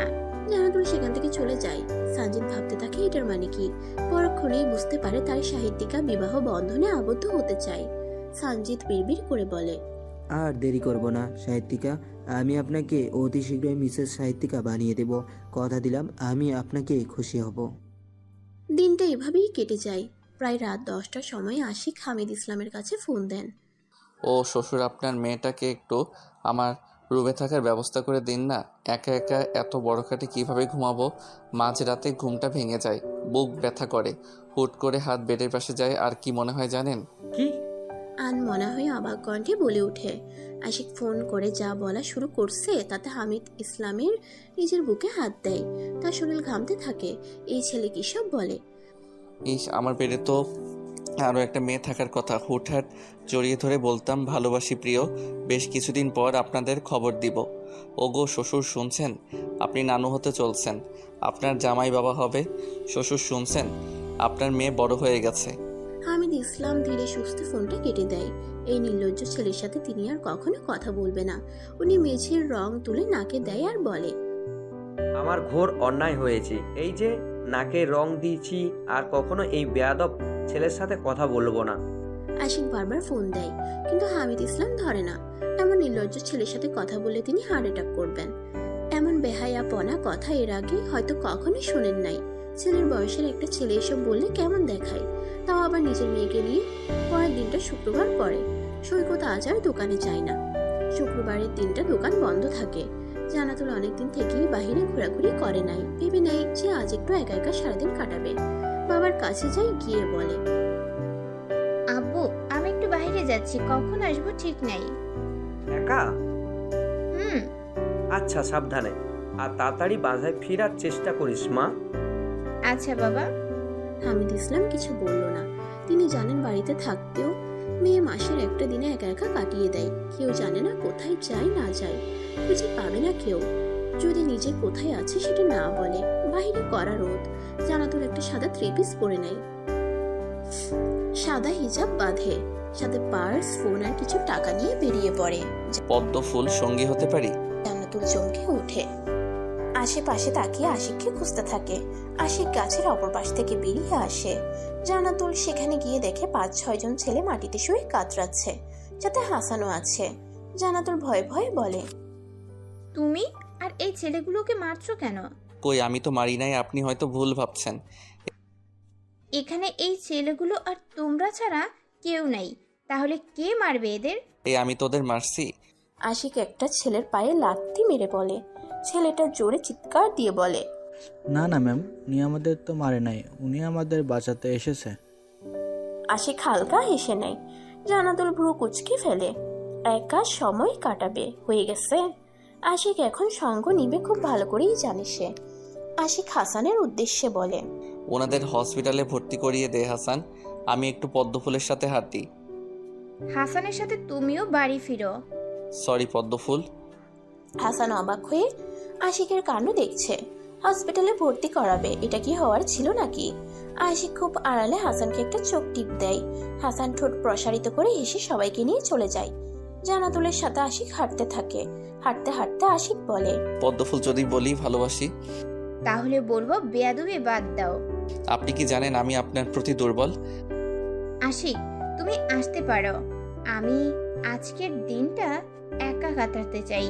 আমি আপনাকে ভালোবাসি পদ্মফুল। জান্নাতুল বিরক্ত নিয়ে জোরে জোরে হাঁটতে থাকে। আশিক পিছে পড়ে থাকে। নাম না জানা বিভিন্ন ফুল কিনে আড়াল থেকে জান্নাতুলের বেশ কিছু ছবি তুলে ফুলগুলো নিয়ে জান্নাতুলের সামনে গিয়ে দাঁড়ায়। জান্নাতুল প্রপোজকে বলে, কি হয়েছে? পদ্মফুল, ও পদ্মফুল গ্রহণ করো এই অবুধ শিশুর প্রপোজখানা। আশিক, পদ্মফুল করো না গ্রহণ। বিরক্ত করো না। জান্নাতুল দূরে যেতে চাইলে আশিক হাত ধরে টান দেয়।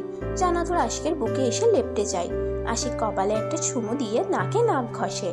জান্নাতুল কেঁপে ওঠে। আশিকের থেকে হাত ছাড়া দিয়ে দূরে সরে যায়। জান্নাতুল চিৎকার করে বলে, আশিক, বাড়াবাড়ি করছো কেন? মানুষ দেখছে আমি তোমার ম্যাম হই, ভুলে যাচ্ছ?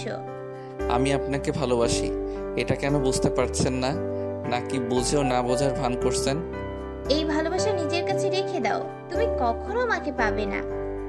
জান্নাতুল দূরে সরে যায়। আশিক মুখটা ইনোসেন্ট বানিয়ে একটা সরি বলে, তারপর আবারও হাঁটা শুরু করে। জান্নাতুল বিরক্তিকর মুখ নিয়ে বলে, তুমি এই সাহস কই পাও? আমাকে কিস করছো কোন সাহসে? ছোট ভাই হিসেবে না হয় একটা কিস করছি, এটা নিয়ে এত জ্বলছে কেন? আমাকে তুমি করে বলবে না। এটা নিয়ে এত জ্বলছো কেন? আচ্ছা চলেন আপনাকে এই জায়গায় ঘুরে দেখাই। তোমার মতো বেহায়া ছেলের সাথে কোথাও যাব না আমি। Please ma'am. জান্নাতুল আশিকের সাথে পেরে ওঠে না। আশিক জান্নাতুলের সাথে পা মিলিয়ে হাঁটতে থাকে। পাশের দোকানে কিছু জিনিস তার চোখে পড়ে। সেখানে বেশ কিছু চাদর আছে।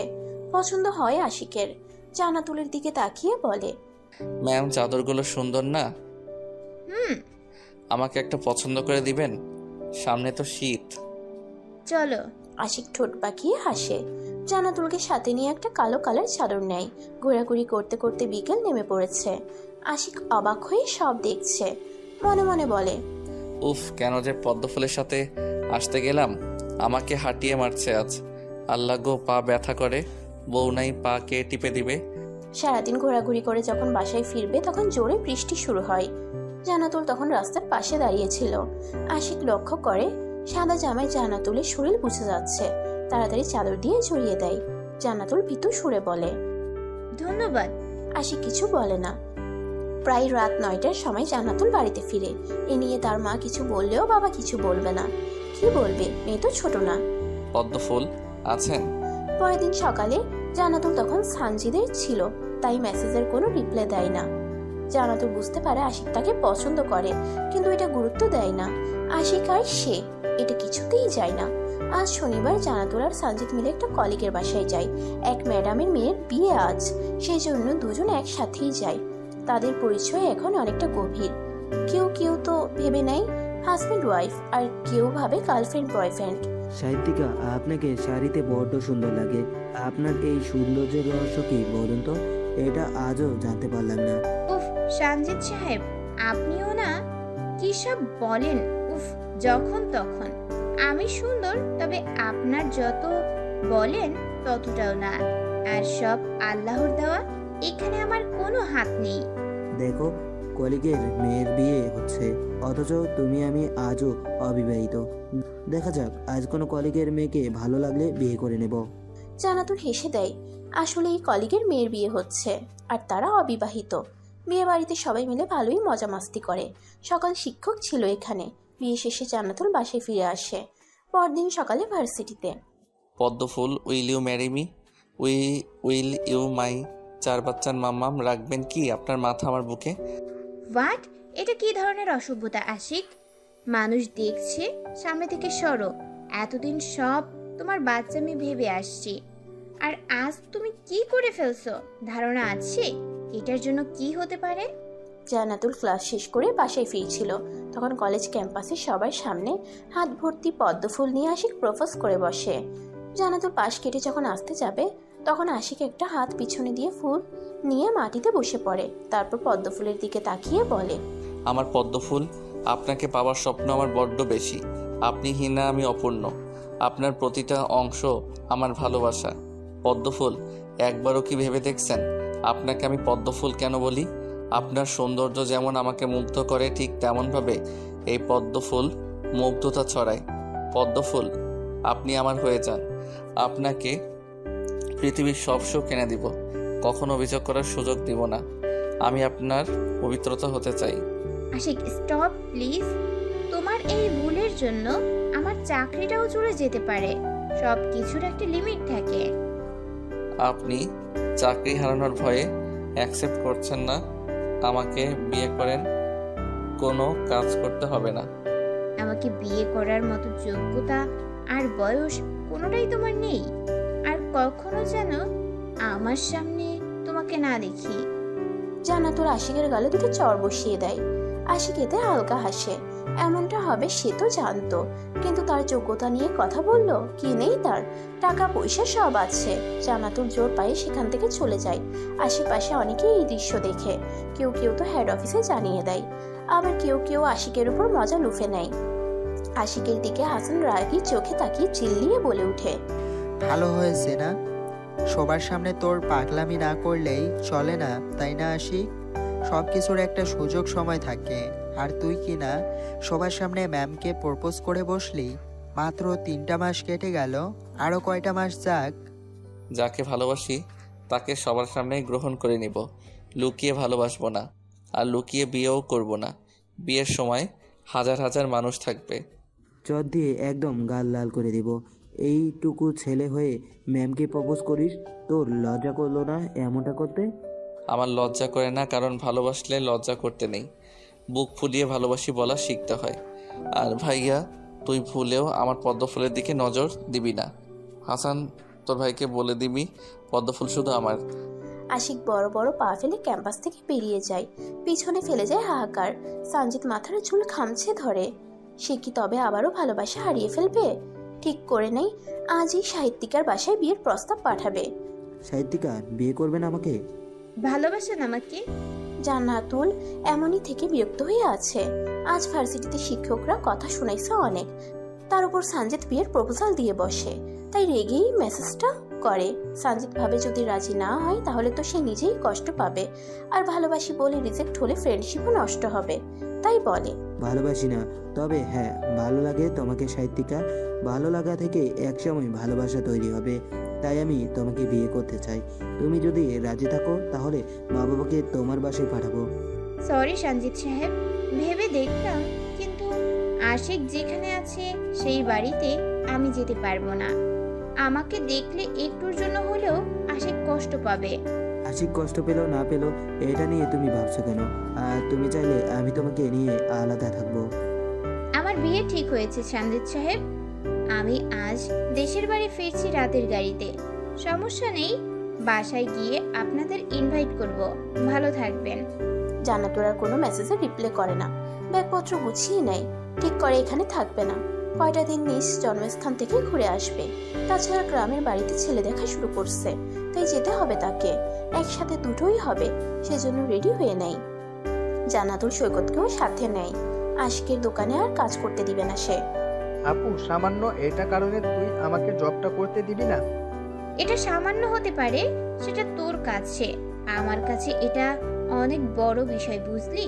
সো একটা কথা না, অনার্স শেষ কর, তারপর ভালো কিছু করতে পারবি। এখানে যা দিচ্ছিল তা দিয়ে আমার চলতে সুবিধা হতো না। তাছাড়া আশিক ভাইয়া তোকে সত্যি ভালোবাসে, তুই হুট করে অন্য কাউকে বিয়ে করার সিদ্ধান্ত নিতে পারিস না। চুপচাপ রেডি হ, আব্বু আম্মু রেডি হয়েছে, আমাদের জন্য ওয়েট করছে। আপু প্লিজ। আমি বেশি কথা বলতে চাই না, আমার চাকরির 3 মাস হচ্ছে মাত্র। এখনই এত কিছু শিক্ষকরা বলে দিছে, আমি যেন বিয়ে করি তারপর ভার্সিটিতে পা রাখি। তাহলে আশিক ভাইয়াকে বিয়ে কর। আমার সাথে তাকে মানায় না। সকাল 7টার সময় নিজ বাসস্থানে এসে পৌঁছায়। বাসায় এসে সবাই ফ্রেশ হয়ে নেয়। জান্নাতুল গাড়িতে ঘুমাতে পারে না, সেজন্য গোসল করে শুয়ে পড়ে। ঘুম ভেঙে যায় বেলা 11টার সময়। উঠে খাওয়া দাওয়া করে একটু বাইরে ঘুরতে বের হয়। এবার অনেক সময় নিয়ে বাসায় ফিরছে। 3 মাস পর বাসায় ফিরছে। ঈদে আসছিল শুধু। হাঁটতে হাঁটতে একটা বাড়ির সামনে চলে আসে। কখন আসছে নিজেই বুঝতে পারে না। বাড়িটার দিকে তাকিয়ে একটু দীর্ঘশ্বাস ফেলে। হুট করে একটা বাচ্চা ছেলে তার সামনে এসে দাঁড়ায়। জান্নাতুল ভ্রু কুঁচকে হাঁটু মুড়ে বসে। হেই পিচ্ছি, একা একা রাস্তায় কি করছো? ভয় করে না? পিছন থেকে একটা কণ্ঠ জান্নাতুলের কথা বলে থামিয়ে দেয়। পিছনে তাকিয়ে তার চোখের পলক ফেলাও থমকে যায়। মিয়ে যাওয়া কণ্ঠে বলে, মায়ারাজ। জান্নাতুলের সামনে তার অতীত দাঁড়িয়ে আছে। অতীত, তার ভালোবাসা, এক্স বয়ফ্রেন্ড। আজ সে একটা সন্তানের বাবা। জান্নাতুল বুঝতে পারে ছেলেটা হয়তো তাহসিনের সন্তান। জান্নাতুল চলে আসবে তখন পিছন থেকে তাহসিন ডাক দেয়, মায়াবতী, কেমন আছো? ভালো আছি, আলহামদুলিল্লাহ, অনেক ভালো আছি আমি। তুমি কেমন আছো? আমিও ভালো। বাসায় কবে ফিরছো? ভার্সিটিতে সময় কেমন কাটছে? ভালো। তুমি কি এখনো আমার উপর রেগে আছো মায়াবতী? মায়াবতী কখনো তার মায়ারাজের ওপর রেগে থাকতে পারে না। যে সময় রাগ করার অধিকার ছিল সেই সময় রাগ দেখাতে পারি নাই। এখন রাগ দেখাবো কিভাবে? মাফ করে দিও মায়াবতী। আমি জানি বড্ড অভিমান করে আছো। হয়তো এতটা খারাপ লাগতো না তোমার, যতটা লাগছে যখন শুনেছো আমি আমার এক্স জিএফকে বিয়ে করেছি। না তো, তুমি সুখী আছো মানেই আমি সুখী। ভালোবাসা তো সেটাই, তাই না? তুমি তো বলেছিলে যাকে ভালোবাসি তাকে ভালো থাকতে দেওয়া উচিত। সে ভালো আছে মানেই আমি ভালো। জান্নাতুল আর কিছু না বলে উল্টো দিকে হাঁটা দেয়। পিছনে তাহসিন একটা দীর্ঘশ্বাস ফেলায়। তখন যদি মা সুইসাইডের ভয় না দেখাইতো তাহলে আজ হয়তো তার মায়াবতী কষ্ট পেত না। পিছন থেকে তাহসিনের ওয়াইফ সবটাই দেখে, কিছু বলে না, তবে ভেবে নেয় তাহসিনের মায়াবতীকে সব সত্যি জানাতে হবে। মায়ারাজ, হ্যাঁ মায়াবতী, বলুন। আপনি আমার দিকে এইভাবে তাকিয়ে আছেন কেন? আপনাকে দেখার তৃষ্ণা যে আমার মিটে না মায়াবতী। আপনি এইভাবে তাকিয়ে থাকবেন না মায়ারাজ। কেন মায়াবতী? আমার লজ্জা করে খুব। আপনার লজ্জা মাখা মুখখানি আমার বড্ড ভালো লাগে মায়াবতী। এভাবে আর দেখবেন না, আপনার কলঙ্ক লেগে যাবে আমার গায়ে। লাগুক না, আমি যে আপনাকে আমার কলঙ্কের ভাগীদার করতে চাই। আপনিও না? সৈকতের ডাকে জান্নাতুলের ধ্যান ভাগে। একটা সময় যখন জান্নাতুল নদীর ধারে বসেছিল তখন তাহসিন তার দিকে এক ধ্যানে তাকিয়েছিল। সেই সময় তাদের যে কথাগুলো হয় সেটাই সে এতক্ষণ ভাবছিল। সৈকত জান্নাতুলের হাতে একটা চিরকুট দেয়। জান্নাতুল ভ্রুকুচকে চিরকুট খুলে পড়তে লাগে। মায়াবতী, আমার তাহসিনের মায়াবতী, আমাকে মাফ করে দিও। তোমার ভালোবাসা আমি চিনে নিতে চাইনি। আমার শাশুড়ি তাহসিনের মা আমার মামির মতো। একটা সময় আমাদের সম্পর্ক নষ্ট হওয়ার পিছনে আমারই দোষ ছিল। অতিরিক্ত কেয়ারিং আমার পছন্দ ছিল না, কিন্তু তাহসিন সব সময় একটু বেশি বেশি সেটাই করত। তাই তাকে ছেড়ে যেতে বাধ্য হই আমি। তবে তোমাদের সম্পর্ক যখন তৈরি হলো তখন দূর থেকে দেখে হিংসে হতো আমার, কিন্তু আমি চাইতাম তাহসিন ভালো থাকুক, তাই কিছু বলতাম না। হুট করে মামিমা আমার আর তাহসিনের বিয়ে ঠিক করে। তাহসিন রাজি না হওয়ায় মামিমা ওকে সুইসাইডের ভয় দেখায়। জানোই তো তাহসিনের বাবা নেই, সেজন্য মায়ের জন্য বড্ড ভয় পায় ছেলেটা। তবে তাহসিন ভাবছিল শুধু ব্ল্যাকমেল করেছে আর কিছুই না, তাই তোমাকে পালিয়ে বিয়ে করবে বলে ভেবে নেয়। কিন্তু পরে মামিমা সত্যি আত্মহত্যা করতে চায়, সেজন্য তাহসিন এক প্রকার জোর করেই আমাকে বিয়ে করে। তুমি তাহসিনকে ভুল বুঝো না, আর তোমার ভার্সিটিতে জবটাও তাহসিন নিয়ে দেয়। আশা করি তুমি আমার তাহসিনের সামনে আসবে না আর। তাহসিন তোমাকে দেখলে দুর্বল হয়ে পড়ে। ইতি, তাহসিনের ওয়াইফ। মানুষটাকে কখনো আমি ভুল বুঝি নাই, কিন্তু যে মানুষটার প্রতি আমার অভিমান ছিল আজ সেই অভিমান কেটে গেল আমার। মায়েরাজ, তোমাকে তো কখনো ঘৃণা করিনি আমি। ভালোবাসার মানুষকে কখনো ঘৃণা করা যায় না। জান্নাতুল চিঠি পড়ে বিছানায় গায়ে দিয়ে দেয়। বিকেল হয়ে আসছে, ছেলে পক্ষ দেখতে আসবে কিছুক্ষণের মধ্যে, তাই উঠে শাড়ি পরে রেডি হয়ে নেয়। এই বয়সে তার রং ঢঙের মতো সাজতে ইচ্ছে করছে না, কিন্তু কি করার, বিয়ে তো সে করবে, নিজ ইচ্ছেতে বিয়ে করবে। ভালো থাকতে হলে বিয়ে করতে হবে। বাহির থেকে ডাক পড়লে জান্নাতুল বাহিরে যায়, পাত্রপক্ষের সামনে বসে। ছেলের বয়স 35 বছর, একজন সফল বিজনেসম্যান, কোনো টাকা পয়সা তারা নিবে না। জান্নাতুল অবাক হয়, ছেলেটা দেখতে শুনতে সব দিক দিয়েই ভালো, এত ভালো সম্বন্ধ হয়তো সে আশা করে নাই। মা বাবাকে জানিয়ে দেয় ছেলে পছন্দ হয়েছে তার। বিয়ের ডেট ঠিক করা হয় আজ থেকে ঠিক 8 দিন পর। 15 দিনের ছুটিতে আছে সে। জান্নাতুল ফোনটা নিয়ে ছাদে যায়, ফোন দেয় সাজিদের কাছে। কেমন আছো সঞ্জিত সাহেব? এই তো আছি, তুমি কই আছো? আজ ভার্সিটিতে আসোনি কেন? আমি দেশের বাড়ি আছি। একটা গুড নিউজ আছে। কি? অক্টোবরের 20 তারিখে আমার বিয়ে। কি? সঞ্জিত কথাটা জোরেই বলে। তার সাহিত্যিকার বিয়ে, সে এটা কখনোই মানতে পারবে না, কিছুটা ভীতু স্বরে বলে। সাহিত্যিকা, তোমার বাবার নাম্বারটা দিবা? কেন বলো তো? দাও না, ভয় পাচ্ছ নাকি? না, ভয় পাবো কেন? মেসেজ দিয়ে দিব, সমস্যা নেই। কি করছো? ভাবছি। কি ভাবছো? কিছু না, বিয়েটা না করলে হয় না? না সঞ্জিত সাহেব, এটা দরকার। একা একা জীবন চলে না, একজনের সঙ্গ দরকার পড়বে জীবনে। আমার কোনো বন্ধু বান্ধব নাই। রাখি, পরে কথা বলবো। সঞ্জিত ফোন রেখে দিলে জান্নাতুল বাবার নাম্বার দিয়ে রাখে। বুঝতে পারছে না নাম্বার কি করবে, কিন্তু এটা নিয়ে বেশিক্ষণ ভাবে না। সন্ধ্যা লেগে আসছে, নিচে গিয়ে সবার সামনে আড্ডায় বসে। আসসালামু আলাইকুম শ্বশুর মশাই। কে? আশিক? বাহ, চিনতে পারছেন তাহলে? হামিদ ইসলাম সবার কাছ থেকে সরে যায়। চিন্তা করে ছেলেটা আবার কি বলবে, পিছু ছাড়বে না নাকি। তিনি কিছুটা ঝাঁঝালো কণ্ঠে বলে, ফোন করছো কেন? আমি ফোন না করলে কে ফোন করবে? এটা বলেন, আপনি নাকি আমার পদ্মফুলের বিয়ে দিতে চাচ্ছেন? হ্যাঁ, দিব না কেন? বয়স হয়েছে তো। কিন্তু তোমাকে কে বললো? সব খবর আমার কাছে আছে, যা বলার জন্য ফোন করলাম। আমি আপনার মেয়েকে ভালোবাসি, পদ্মফুলকে আমি বিয়ে করতে চাই। এটা অসম্ভব। তোমার মতো বাচ্চা ছেলের সাথে আমি মেয়ের বিয়ে দিব না। ভালোবাসার কি মূল্য নাই আপনার কাছে? না, নেই। আমার মেয়ে ভালোবাসতো একজনকে, ধোকা খাইছি। সেজন্য আশা করি তুমি আর ওকে বিরক্ত করবে না। প্রথম দিন আপনি ভালো ব্যবহার করছিলেন। কাউকে বোঝাতে হলে ভালো ব্যবহার করতে হয়। আমাকে আর ফোন করবে না। পদ্মফুল আমার না হলে আর কারো হবে না। দেখা যাক। আশিক রাগ নিয়ে ফোনটা কাটে। তার কাছে সব বিরক্ত লাগছে। এত ভালোবাসা এক নিমিষেই শেষ হতে দিবে সে? কিন্তু কি করবে, পদ্মফুল যে তাকে ভালোবাসে না। মামনি, আমি আর সহ্য করতে পারছি না। রুম থেকে কান্নার শব্দ বাহিরে ভেসে আসে। আশিকের মা ছেলে রুম থেকে কান্নার আওয়াজ পেয়ে তাড়াতাড়ি রুমে যায়। ছেলে মেঝেতে বসে মাথা চেপে কান্না করছে। আশিকের মায়ের বুকে চিনচিনে ব্যথা হয়। ছেলের কি হলো? আব্বু, কি হয়েছে তোর? মামনি।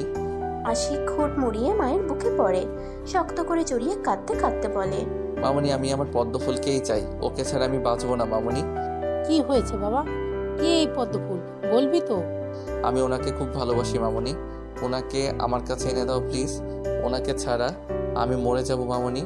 আমাকে বল মেয়েটাকে, আমি কথা বলবো তার পরিবারের সাথে। উনি আমার শিক্ষক মামনি। আশিকের চোখের পানি মুছে দেয় তার মা। মাথায় হাত বুলিয়ে দিতে থাকে। এই কয়েক মিনিটে চোখ মুখ কালো হয়ে গেছে। সবাই রুমে চলে আসছে।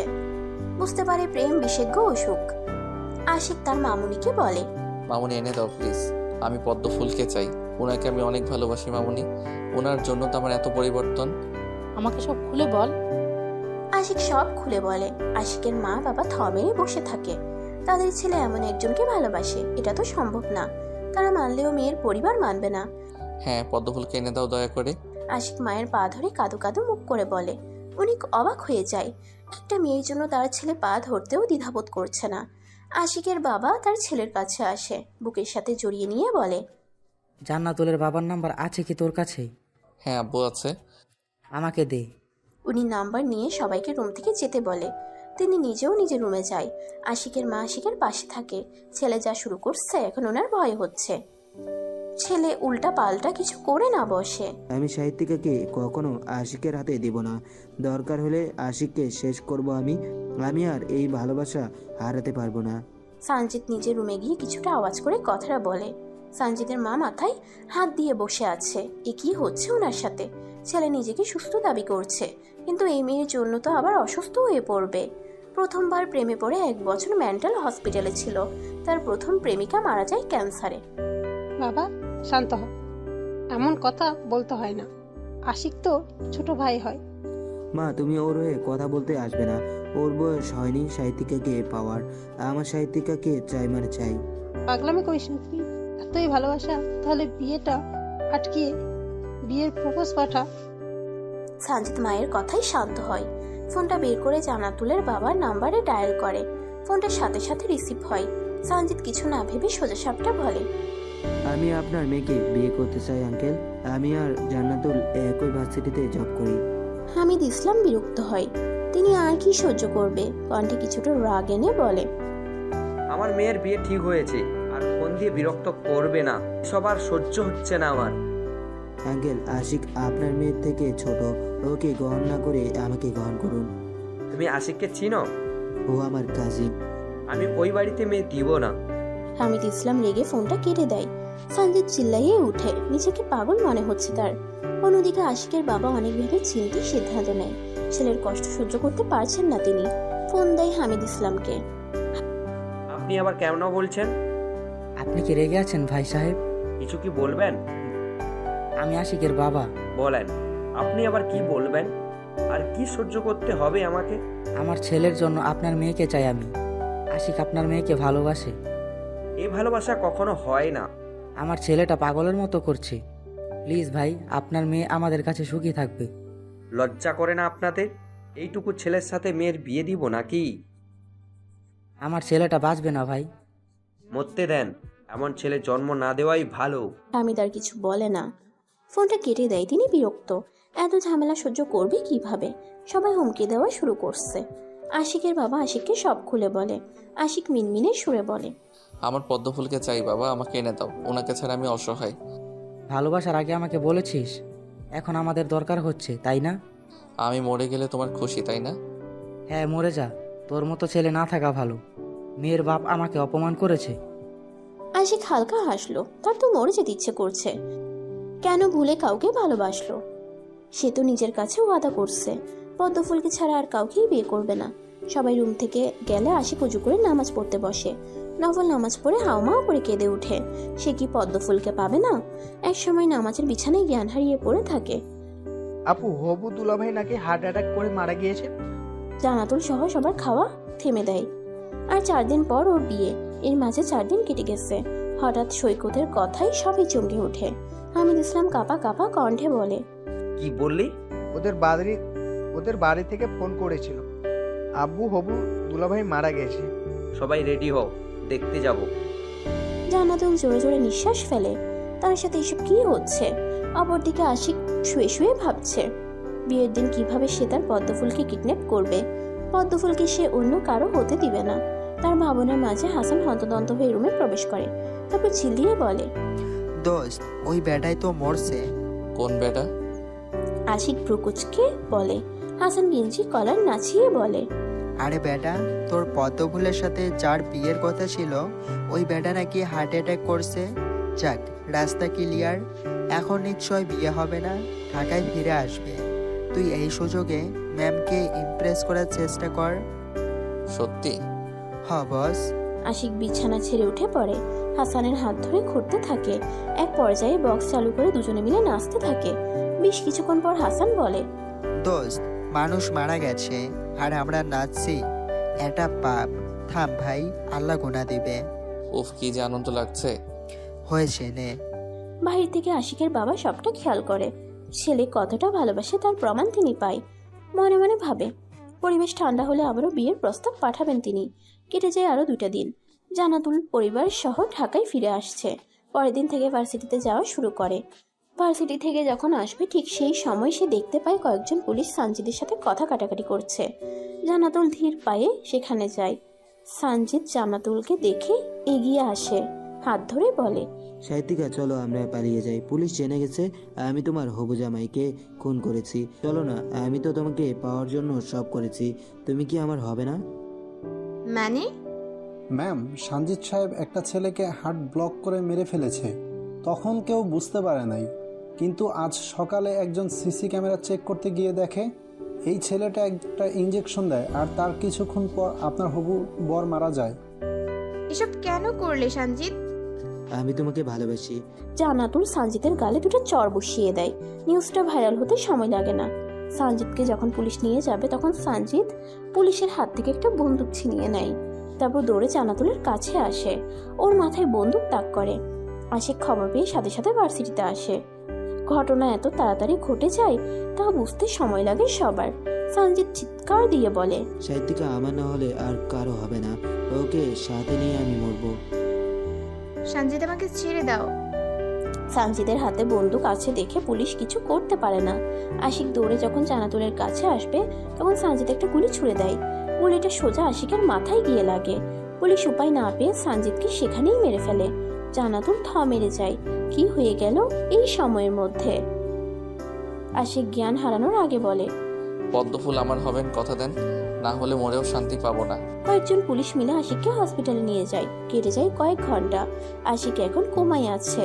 কই থেকে কি হলো সেটা ভাবতেই জান্নাতুলের মাথা ঘুরিয়ে উঠছে। এখন সে হসপিটালে পড়ে আছে, নড়ার শক্তি নেই শরীরে। হাসান এসে বলে, ম্যাম, আপনি বাসায় যান, সেই দুপুরে আসছেন, তখন থেকে কিছু মুখে দেন নাই। এখানে থেকে কি করবেন? আশিক তো এখন কমায় গেছে। আপনার ভালো হয়েছে তাই না ম্যাম? আপনাকে আর কেউ চালাবে না। আমি এটা চাইনি হাসান। এখন কান্না করে লাভ নাই। আপনার বাসায় সবাই হয়তো চিন্তা করছে। বাসায় যান। আমার উপর তোমার খুব রাগ, তাই না? আমার জন্য তোমার ভাইয়া। না, যার যেমন কর্ম তার ফল তেমন হওয়া উচিত। ভাইয়া মেন্টাল ছিল, সেই ট্রমা থেকে বের হতে পারে নাই। হাসান আর কিছু বলতে পারে না। খুব গোপনে চোখের জল আড়াল করে সেখান থেকে চলে যায়। জান্নাতুল একবার আশিকের সাথে দেখা করে। ছেলেটা নিশ্চুপ হয়ে শুয়ে আছে। যদি সুস্থ থাকতো তাহলে কি এমনভাবে চুপচাপ থাকতো? জান্নাতুল আর কিছু ভাবে না। কেটে যায় কয়েকটা মাস। সপ্তাহে একবার করে জান্নাতুল আশিককে দেখে আসে, সেটা অবশ্য সবার আড়ালে। রুমে জান্নাতুল বসে আছে গালে হাত দিয়ে। আজ আবার ছেলে আসবে দেখতে। সেদিনের পর আর বিয়ের কথা বাড়িতে উঠে নাই। কিন্তু কতদিন? বিয়ে তো করতে হবে। জান্নাতুল নিজের মনে বিড়বিড় করে, আমার মাথায় যাকে নিয়ে চিন্তা হয় সে তো আমার নয়। কেন মনে ছক কষছি তাকে নিয়ে? এই বয়স তো আমার নয়। আপু, ছেলে নাকি তোকে দেখছে, তাই দেখতে আসবে না। তুই রাজি থাকলে বাবা বিয়ের দিন তারিখ ঠিক করবে। জান্নাতুল মাথা তুলে তাকায়। একজনকে ভালোবেসে অন্য কাউকে কিভাবে বিয়ে করবে? কিন্তু যাকে ভালোবাসে সে কি তার কখনো হবে? বিয়ের ডেট ফিক্সড করতে বলো। আপু, আশিক ভাইয়া তোমার জন্য আজ কোমায়।